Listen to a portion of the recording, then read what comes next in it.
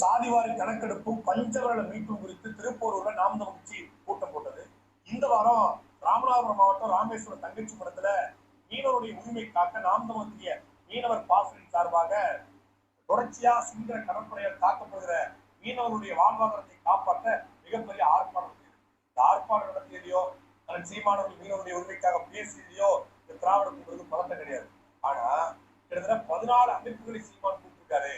எல்லாமே சாதி அமைப்புகளா இருக்கு. இந்த சாதி அமைப்புகளை வச்சு சீமான் வந்து தமிழ் தேசியம் கட்ட போறாரா?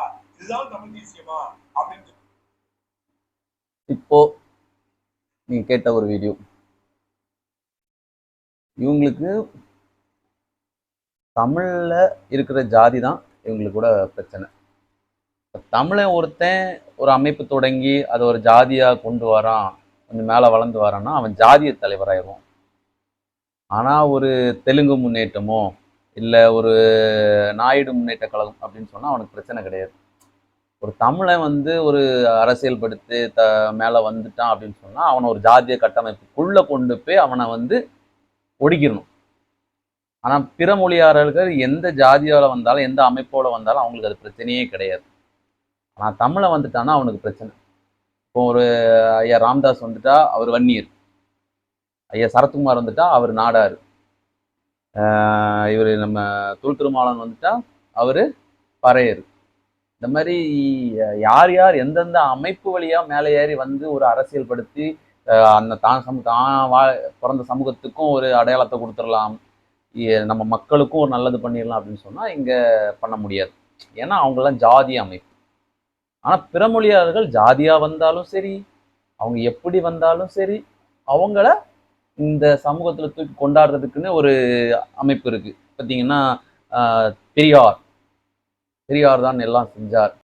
இவங்களோட பெரிய பிம்பம் என்ன அப்படின்னு சொன்னா பெரியார் வந்து இல்லை அப்படின்னு சொன்னா நீங்க சட்டை போட்டிருக்க முடியாது, பேண்ட் போட்டிருக்க முடியாது, பேசியிருக்க முடியாது, படிச்சிருக்க முடியாது அப்படின்ற ஒரு இவங்களோட ஒரு போலி பிம்பத்தை உடைச்சி இப்போ அதுல வந்து ஒரு தமிழன் தான் அப்படின்ற ஒரு பெரிய ஒரு இதை உருவாக்கணும் அப்படின்னு நினைச்சு தமிழ் தேசியவாதிகள் பிற சாதி அமைப்புகள் எல்லாரும் சேர்ந்து ஒரு ஒரு ஒரு புள்ளியில வரும்போது சீமான் சாதி அமைப்புகள் எல்லாம் சேர்த்தால் எப்படி தமிழ் தேசியம் வளரும்? ஏன்டா வளராது? ஏன் வளராது? சாதி அமைப்பா இருந்தாலும் அவன் ஒரு சமூகத்துக்கான போராளியா தான் இருக்கிறான். பிற ஒவ்வொரு சமூகத்துக்கான போராளியா இருக்கிறவனை கொண்டு ஒரு புள்ளியில கொண்டு வந்து தமிழ் சமூகத்துக்கான ஒரு பெரிய மாபெரும் படையை கட்டுறதுன்றதுதான் வந்து ஒரு பெரிய யுக்தி.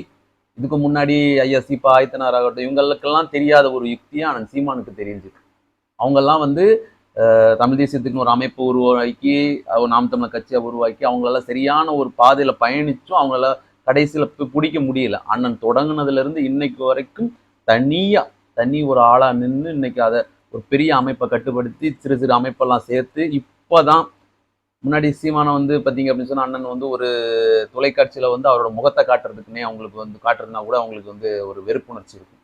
ஆனா இன்னைக்கு இருக்கக்கூடிய ஊடகங்கள் எல்லாமே அண்ணன் சீமானை தவிர்த்து அவங்களுக்கு நியூஸே இல்லை அப்படின்ற ஒரு கட்டத்தை உருவாக்கி விட்டது அண்ணன் சீமான். பெரியார்னு பேசிக்கிட்டு இருந்த எல்லாரும் இப்ப இன்னைக்கு சீமான்னு பேசுறதுக்கு முழுக்க காரணம் அண்ணன் சீமான் எடுத்த ஒரு இதான்.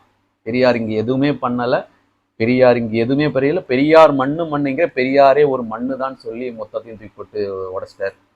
இதுல இவனுங்க அப்படியே கண்ணு பிதுங்கி நிக்கிறானுங்க. என்ன பேசுறதுன்னு சிலவரெல்லாம் மேடையில வந்து அழுறான், ஐயோ பெரியாரை பேசிட்டவன் ஆணவமா நடக்கிறார், அவர்களை ஒன்றும் செய்யாம நம்ம இருக்கிறோம் அப்படின்னு அழுறாங்க, புலம்புறாங்க.